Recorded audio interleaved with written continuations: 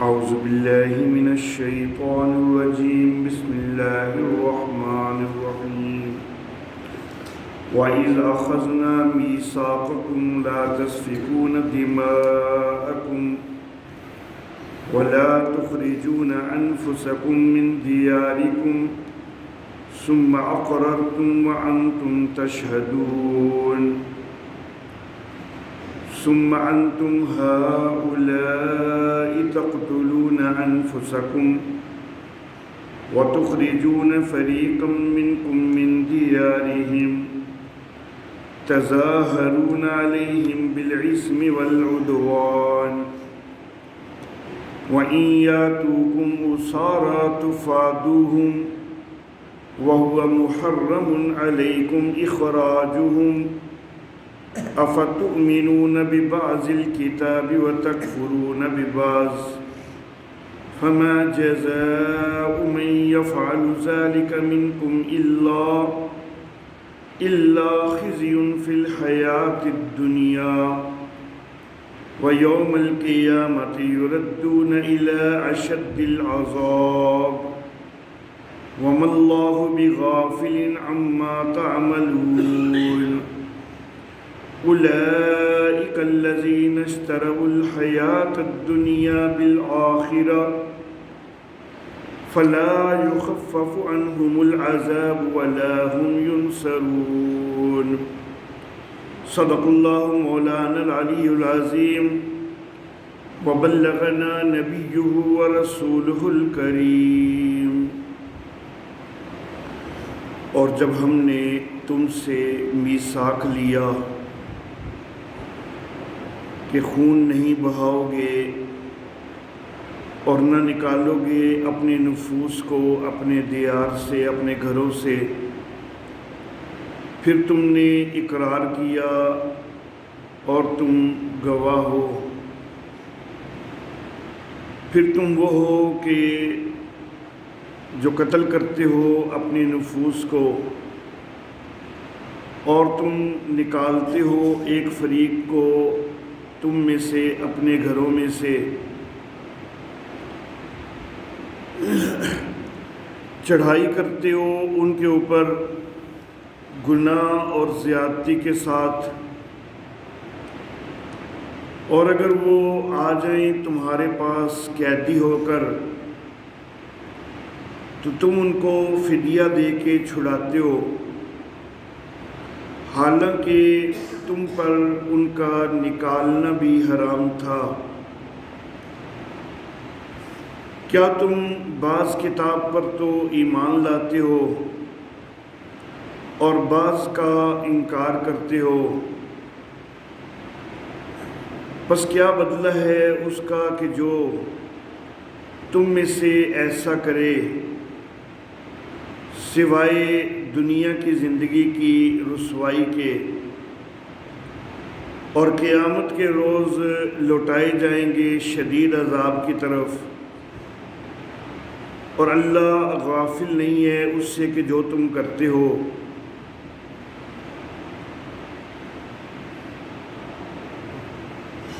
یہ لوگ ہیں کہ جنہوں نے دنیا کی زندگی کو خرید لیا آخرت کے بدلے،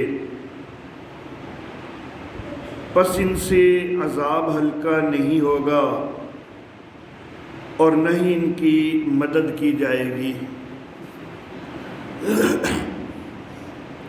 محترم احباب، بنی اسرائیل کے احوال کی تیسری نو جاری ہے۔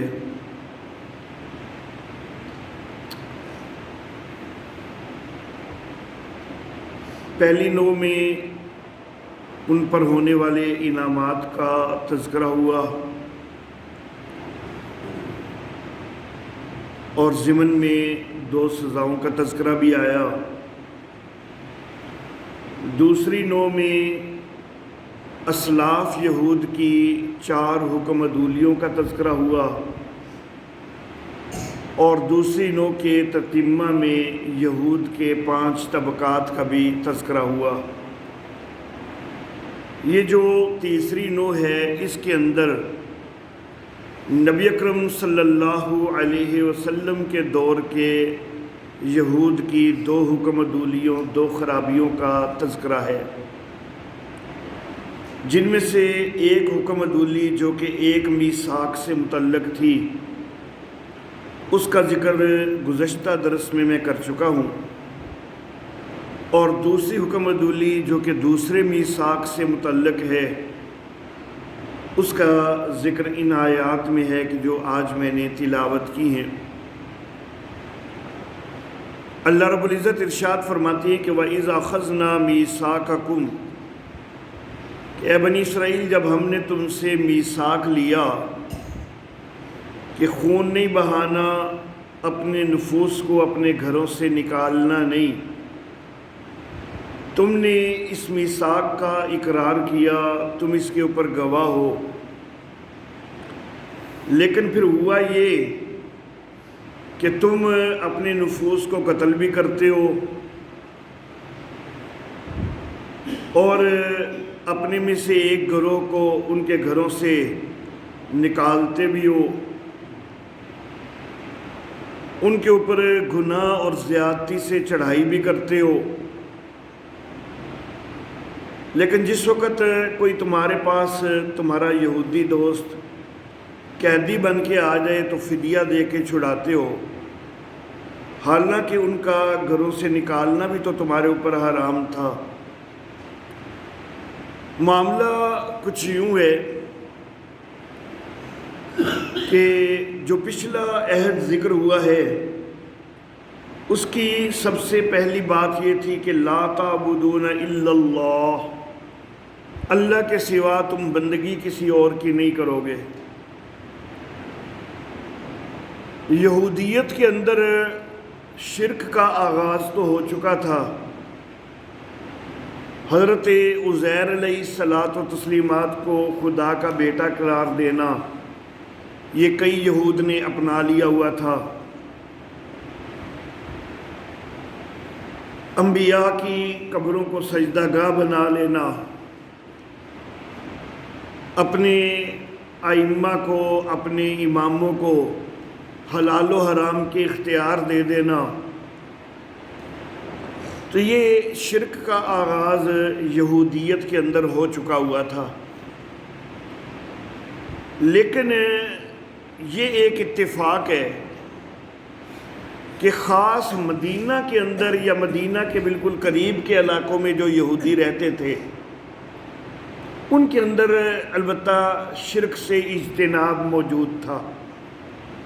ادھر ادھر کے دیگر جو یہود ہیں وہ تو شرک میں مبتلا ہو چکے تھے، لیکن خاص مدینہ کے علاقہ کے اندر جو یہود رہ رہے تھے تو یہ شرک سے بہرحال اجتناب کر رہے تھے۔ کئی اور خرابیاں تو ان کے اندر آ چکی ہوئی تھیں، لیکن شرک سے یہ بچے ہوئے تھے، اس سے ہٹے ہوئے تھے۔ اب جس وقت ان سے ایک عہد کا تذکرہ کیا گیا، اور وہ عہد، اس کی سب سے بنیادی بات کہ بندگی اللہ ہی کی کرنی ہے، تو اس عہد کی اس کم از کم بنیادی بات کے اوپر تو وہ قائم تھے، اللہ ہی کی بندگی کرتے تھے۔ جو مدینہ کے یہود ہیں، ارد گرد کے علاقوں جو دوسرے علاقے ہیں ان کے یہود میں شرک آ چکا تھا، لیکن خاص مدینہ اور قریب کے علاقوں میں شرک نہیں تھا۔ اب وہ اس بات پر یہ کہہ سکتے تھے کہ ہم تو اللہ ہی کی بندگی کرتے ہیں، ہم کسی اور کی بندگی کوئی نہیں کرتے۔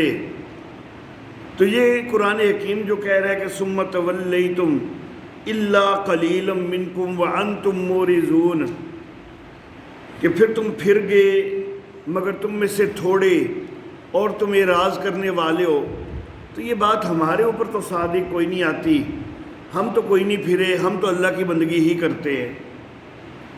تو چونکہ اس عہد میں، اس میثاق میں خاص مدینہ کے یہود اس طرح ملوث نہیں تھے اس کی عہد شکنی میں، تو اس لیے اب ایک خاص اس عہد کا تذکرہ کیا جا رہا ہے کہ جو خاص مدینہ کے یہود جس عہد کے توڑنے میں ملوث تھے، جس عہد کو خاص مدینہ کے یہودی وہ توڑ رہے تھے، تو اب اس عہد کا تذکرہ کیا۔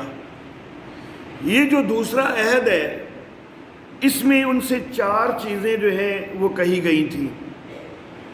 ایک یہ کہ آپس میں ایک دوسرے کو قتل نہیں کرنا، کوئی یہودی کو قتل نہ کرے، یہود آپس میں لڑائی نہ کریں کہ جس میں ایک دوسرے کو قتل کرنے پر نوبت آئے۔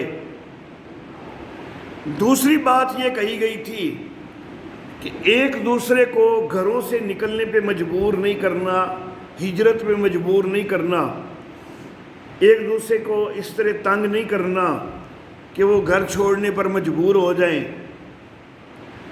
تیسری بات یہ کہی گئی تھی کہ اگر کوئی دشمن وہ یہود کے اوپر حملہ آور ہوتا ہے، یہود کے کسی بھی قبیلے پر، تو کسی دوسرے قبیلے کو اس کی مدد نہیں کرنی چاہیے دشمن کی۔ یہ 3 چیزیں، اور چوتھی چیز یہ ذکر کی گئی تھی کہ اگر یہود میں سے کوئی قیدی بن جائے تو یہود کو یہ چاہیے کہ وہ فدیہ دے کے اس کو چھڑائیں۔ اب یہ 4 چیزیں ان سے کہی گئی تھیں، لیکن معاملہ کچھ یوں ہوا کہ مدینہ کے اندر جو یہود آباد تھے، یا مدینہ کے قریب علاقہ میں جو یہود آباد تھے، ان کے 3 بڑے قبائل تھے، بنو قینقاع، بنو نذیر اور بنو قریظہ۔ ان میں سے بنو قینقاع اور بنو نذیر، ان دونوں کی دوستی تھی مدینہ کے ایک مقامی قبیلہ اور خزرج کے ساتھ، جبکہ جو بنو قریظہ ہیں ان کی دوستی اوس کے ساتھ زیادہ تھی۔ اوس اور خزرج مدینہ کی جو مقامی آبادی کے 2 قبائل تھے،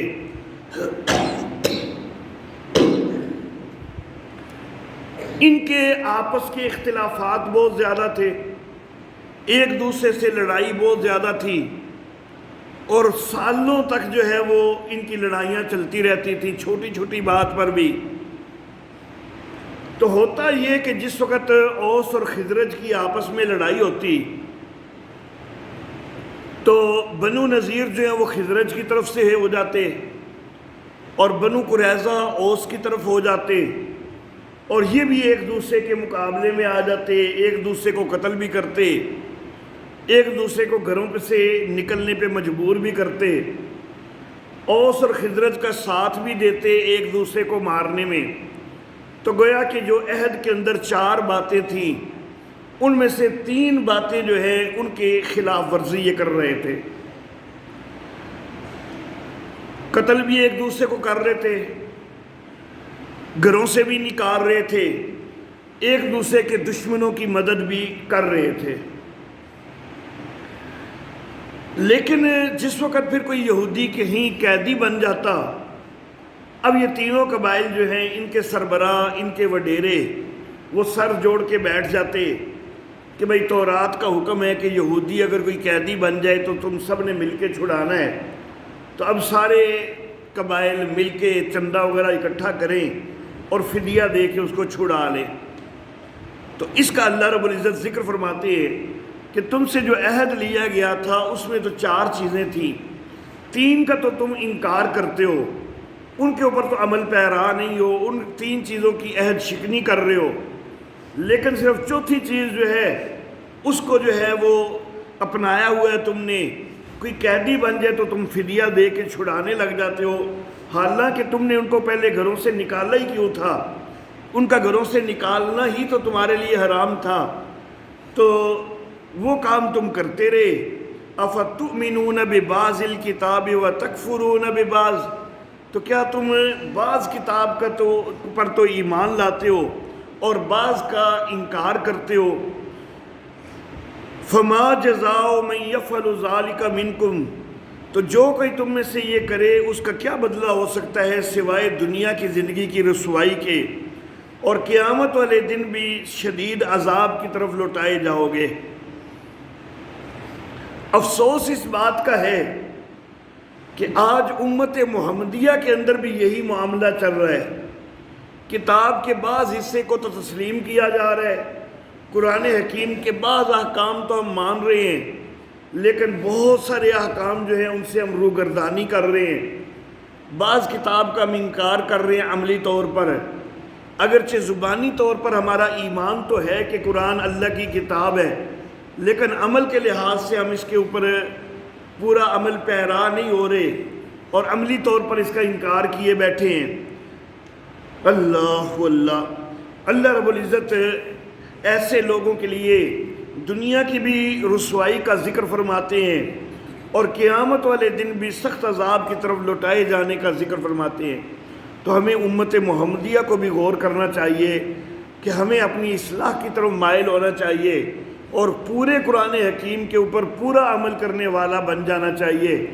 قرآن حکیم کے بعض حصوں کو اپنا لینا اور بعض کو چھوڑ دینا، اس روش کو ہمیں چھوڑنا چاہیے۔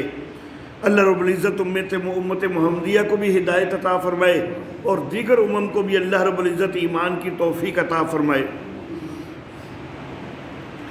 اللہ رب العزت نے فرمایا کہ دنیا کی زندگی میں بھی رسوائی ملے گی، اور یہ رسوائی تو پھر سامنے آ گئی۔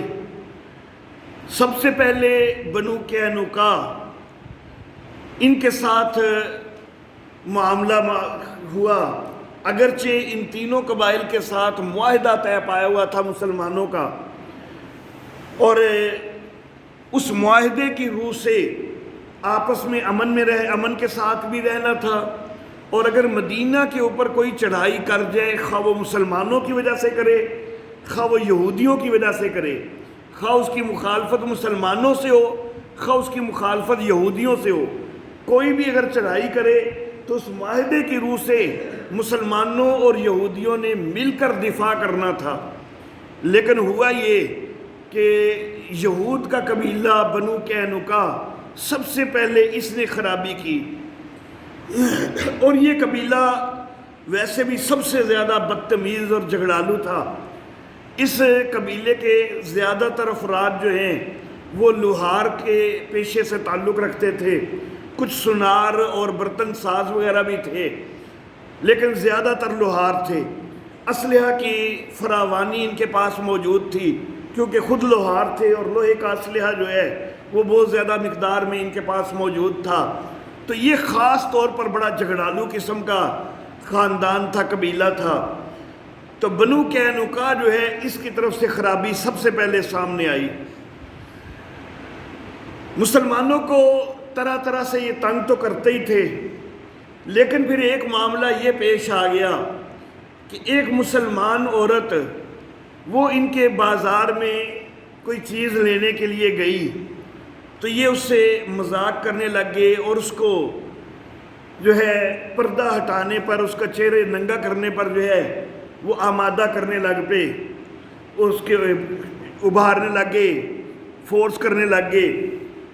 لیکن مسلمان خاتون وہ اپنا چہرہ ننگا نہیں کرنا چاہ رہی تھی۔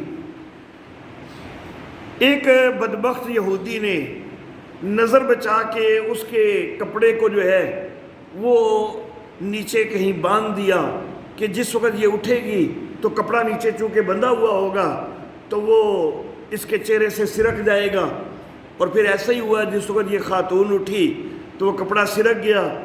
تو یہ خاتون جو ہے اس نے پھر شور شروع کر دیا کہ انہوں نے میرے ساتھ بدتمیزی کی ہے۔ ایک مسلمان وہ اس دکاندار پہ حملہ آور ہو گیا اور غیرت میں آ کے اس دکاندار کو قتل کر دیا۔ جواب میں یہودیوں نے اس مسلمان کو قتل کر دیا۔ اس طرح پھر لڑائی شروع ہو گئی، دونوں طرف سے جو ہے وہ مقابلہ شروع ہو گیا۔ نبی اکرم صلی اللہ علیہ وسلم آپ نے پھر اس قبیلے کا محاصرہ کر لیا، اور کچھ دن محاصرہ ہونے کے بعد یہ لوگ ہتھیار ڈالنے پر مجبور ہوئے اور ہتھیار ڈال کے انہوں نے کہا کہ جو ہمارے متعلق نبی اکرم صلی اللہ علیہ وسلم فیصلہ کریں گے ہمیں منظور ہوگا. تو نبی اکرم صلی اللہ علیہ وسلم نے ان کی جلاوطنی کا فیصلہ کر دیا. تو یہ پھر یہاں سے شام کے علاقہ کی طرف چلے گئے. دوسرا قبیلہ بنو نذیر، اس نے خرابی ظاہر کی بعد میں. یہ جو پہلے قبیلے کے ساتھ خرابی ہوئی ہے یہ غزوہ بدر کے بعد سن 2 ہجری میں. دوسرا قبیلہ بنو نذیر، ان کے ساتھ خرابی جو ہوئی تو وہ غزوہ احد کے بعد سن 3 ہجری میں خرابی سامنے آئی. نبی اکرم صلی اللہ علیہ وسلم ایک دیت کا معاملہ طے کرنے کے لیے بنو نذیر کے علاقہ میں گئے. کچھ صحابہ کرام بھی ہمراہ موجود تھے، کیونکہ معاہدہ جو شروع میں کیا گیا تھا مدینہ کے اندر، جو میثاق مدینہ کیا گیا تھا، اس میں یہ بات بھی تھی کہ کسی فریق کے اوپر کوئی دیت آ جائے تو وہ دیت بھی سارے مل کے ادا کریں گے. تو نبی اکرم صلی اللہ علیہ وسلم ایک دیت کے معاملہ میں بنو نذیر کے پاس گئے کہ تم کو بھی اس دیت میں حصہ ڈالنا ہے. تو انہوں نے کہا کہ ہاں آپ ٹھیک ہے ادھر تشریف رکھیے، تو ہم ابھی آتے ہیں، دیت کی رقم ہم آپ کو دے دیں گے. نبی اکرم صلی اللہ علیہ وسلم بیٹھ گئے، لیکن ان بدبختوں نے الگ ہو کے مشورہ کیا کہ نبی اکرم صلی اللہ علیہ وسلم دیوار کے بالکل ساتھ بیٹھے ہوئے ہیں، تو کوئی پیچھے سے جائے اور چکی کا پارٹ جو ہے وہ اوپر سے پھینک کے تو نبی اکرم صلی اللہ علیہ وسلم کو شہید کر دے. انہوں نے یہ منصوبہ بنایا. اللہ رب العزت نے جبریل امین کے ذریعے نبی اکرم صلی اللہ علیہ وسلم کو آگاہ کر دیا. تو نبی اکرم صلی اللہ علیہ وسلم اس کے جو کوئی بدبخت تیار ہوا تھا چکی کا پارٹ گرانے کے لیے، اس کے اوپر کی طرف پہنچنے سے پہلے نبی اکرم صلی اللہ علیہ وسلم وہاں سے اٹھ کے تو کوچ کر گئے اور واپس آ گئے. صحابہ کرام نے جب نبی اکرم صلی اللہ علیہ وسلم کو اٹھ کے جاتے دیکھا تو وہ بھی پھر پیچھے اٹھے اور آگے ادھر، اور نبی اکرم صلی اللہ علیہ وسلم سے پوچھا کہ آپ اچانک کیوں اٹھائے؟ تو نبی اکرم صلی اللہ علیہ وسلم نے بتلایا کہ مجھے جبریل نے ان کے منصوبہ سے آگاہ کیا. اب نبی اکرم صلی اللہ علیہ وسلم نے بنو نذیر کو پیغام بھیج دیا کہ یہ تم نے منصوبہ بنایا تھا تو اب تمہارا یہاں پر رہنا وہ ہمیں قبول نہیں ہے. 10 دن کے اندر جو ہے یہ علاقہ چھوڑ کے نکل جاؤ. بنو نذیر بنو قینقاع کا حشر دیکھ چکے تھے کہ وہ بڑے جنگجو ہونے کے باوجود ہتھیار ڈالنے پر مجبور ہوئے تھے. تو بنو نذیر جو ہے وہ تیاری کرنے لگ گئے کہ ہم علاقہ چھوڑ کے نکل جاتے ہیں. لیکن عبداللہ بن ابی، منافقوں کا سردار، یہ قبیلہ خزرج سے تعلق رکھتا تھا اور خزرج اور بنو نذیر کا ایک تعلق بھی تھا. تو اس نے کہا بنو نذیر کو جا کے کہ میرے ساتھ 2000 جنگجو موجود ہیں، تم یہاں پر رہو، میرے جنگجو جو ہیں وہ بھی تمہارا ساتھ دیں گے. اور اگرچہ بنو قریظہ جو ہیں وہ ہمارے حلیف تو نہیں ہیں، لیکن بہرحال وہ بھی تمہاری طرح یہودی ہیں اور وہ بھی تمہارا ساتھ دیں گے. بنو غطفان کے ساتھ بھی تمہارے تعلق ہیں، وہ بھی تمہارے ساتھ کے لیے جو ہے وہ آ جائیں گے. تم کیوں ڈرتے ہو؟ تو تمہیں ہتھیار نہیں ڈالنے چاہیے، تمہیں علاقہ نہیں چھوڑنا چاہیے.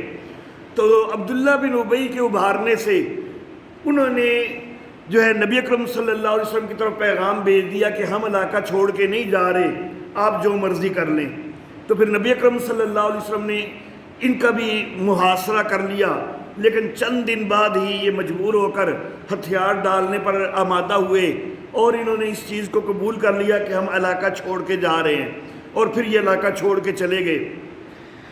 تیسرا قبیلہ بنو قریظہ، یہ 5 ہجری میں ان کے ساتھ بھی خرابی ہو گئی اور غزوہ خندق کے اندر انہوں نے بہت بڑی عہد شکنی کی. مسلمان جس وقت مدینہ کے شمالی سمت میں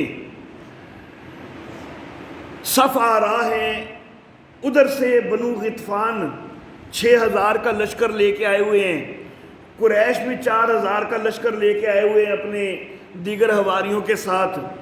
10,000 کا لشکر ادھر سے مدینہ کے اوپر چڑھائی کرنے کے لیے آیا ہوا ہے۔ مسلمان ایک دفاعی انداز میں خندق کھود کے تو خندق سے اپنی سائیڈ پر جو ہے وہ صف آ رہا ہیں کہ کوئی خندق کو کراس کرنے کی کوشش نہ کرے۔ دوسری طرف ادھر سے بنو قریظہ جو ہیں انہوں نے قریش اور بنو غطفان کی طرف جو ہے وہ پیغام رسانی شروع کر دی اور یہ آپس میں طے کرنا شروع کر دیا کہ تم ادھر سے حملہ کر دو، جنوب سے ہم حملہ کر دیں گے، تو اس طرح مسلمانوں کو ہم کچل کے رکھ دیں گے۔ تو ایک ایسے موقع پر کہ جب 10,000 کا لشکر ایک سمت سے پہلے آیا ہوا ہے، اچانک پچھلی سمت سے ان کا بھی اگر حملہ ہو جائے اور پچھلی سمت میں خاص طور پر خواتین اور بچے جو ہیں وہ اپنے گھروں کے اندر یا اپنے جو ہے وہ کچھ حویلیوں کے اندر جو ہیں ان کو رکھا گیا ہوا ہے، تو سب سے پہلے ان کا حملہ ان پر ہوگا۔ تو مسلمانوں کو تو یہ پیس کے رکھ دیتے اگر یہ اپنی سازش میں کامیاب ہو جاتے، لیکن بہرحال ان کی سازش تو ناکام ہو گئی۔ غزوہ خندق سے معاملہ ختم ہو گیا، یہ بھی جو ہے وہ آپس میں ان کی پھوٹ پڑ گئی، تفصیلات تو بڑی لمبی ہیں۔ یہ بھی جو ہے وہ بنو قریش کی معاونت کے لیے نہ آئے اور قریش کو بھی جو ہے وہ اٹھ کے بھاگنا پڑا، آندھی اور طوفان کی وجہ سے بنو غطفان کو بھی بھاگنا پڑا۔ لیکن بہرحال انہوں نے اس موقع پر بہت بڑی بدعہدی کی تھی اور ایسی سازش کی تھی کہ اگر یہ کامیاب ہوتے تو مسلمانوں کو بالکل جو ہے یہ ختم کرنے کا منصوبہ انہوں نے بنایا ہوا تھا۔ اب اتنی بڑی سازش جب انہوں نے کی تھی تو ان کے لیے شدید جو ہے وہ ان کے ساتھ برتاؤ ہونا چاہیے تھا۔ نبی اکرم صلی اللہ علیہ وسلم نے غزوہ خندق کے بعد ان کا محاصرہ کر لیا۔ جس وقت ان کا محاصرہ ہوا، قبیلہ اوس کے ساتھ بنو قریظہ کے قریبی تعلقات تھے، جیسا کہ میں پہلے کہہ چکا ہوں۔ تو قبیلہ اوس کے لوگ آگے اور کہنے لگے کہ آپ ان کے ساتھ بھی نرمی کر دیں، جس طرح بنو نذیر اور بنو قینقاع جو ہیں ان کے ساتھ نرمی کی گئی ہے، وہ خزرج کے ساتھ تعلق رکھنے والے تھے، ان کے ساتھ نرمی ہو گئی تھی، یہ اب اوس کے ساتھ تعلق رکھنے والے ہیں، ان کے ساتھ بھی نرمی کا معاملہ ہو جائے۔ تو نبی اکرم صلی اللہ علیہ وسلم نے کہا کہ خود تمہارے ہی سردار کے ہاتھ میں فیصلہ دے دیا جائے تو اس پر تم راضی ہو؟ تو انہوں نے کہا کہ ہاں ہم اس پر راضی ہیں کہ اگر ہمارے ہی سردار کے ہاتھ میں فیصلہ دے دیا جائے۔ تو نبی اکرم صلی اللہ علیہ وسلم نے فرمایا کہ تمہارے سردار سعد بن معاذ رضی اللہ تعالی عنہ وہ جو فیصلہ کریں گے تو وہ سب کو جو ہے وہ قبول ہوگا۔ حضرت سعد بن معاذ رضی اللہ تعالیٰ عنہ وہ غزوہ خندق میں زخمی ہو چکے ہوئے تھے، وہ اس جگہ پر موجود نہیں تھے، ان کو بلایا گیا۔ خیال یہ تھا کہ وہ چونکہ ان کے تو دوستانہ تعلقات ہیں بنو قریظہ کے ساتھ، تو وہ ان کے حق میں جو ہے وہ نرمی کریں گے، لیکن حضرت سعد بن معاذ ان کی اس بہت بڑی بدعہدی کی وجہ سے انتہائی جو ہے وہ غصے میں تھے۔ تو انہوں نے فیصلہ یہ کیا کہ ان کے جتنے بھی جنگ کے قابل مرد ہیں ان سب کو ہلاک کیا جائے اور عورتوں اور بچوں کو اور جو جنگ کے قابل نہیں ہیں بوڑھے وغیرہ ان کو قیدی بنا لیا جائے۔ پھر اس کے مطابق جو ہے وہ عمل کیا گیا۔ تو بہرحال دنیا کی زندگی میں اللہ فرماتے ہیں کہ رسوائی قیامت والے دن بھی شدید عذاب کے اندر لوٹائے جائیں گے۔ دنیا کی ان کی رسوائی تو سامنے آ گئی، تو قیامت والا عذاب جو ہے تو وہ تو ہونا ہی ہونا ہے۔ اللہ اس سے غافل نہیں ہے جو کچھ تم کرتے ہو۔ ان لوگوں نے کیا کیا تھا؟ انہوں نے دنیا کی زندگی کو اختیار کیا تھا آخرت کے بدلے میں۔ انہوں نے یہ دنیا کی زندگی کی وجہ سے ایک دوسرے سے جو ہے وہ لڑائیاں وغیرہ صرف دنیاوی فوائد کے لیے کرتے رہے تھے۔ اللہ فرماتے ہیں کہ انہوں نے آخرت کے بدلے میں جب دنیا کو ترجیح دی تو اب آخرت کا عذاب جو ہے وہ ان سے ہلکا نہیں ہوگا اور ان کی مدد نہیں کی جائے گی۔ وآخر دعوانا ان الحمد للہ۔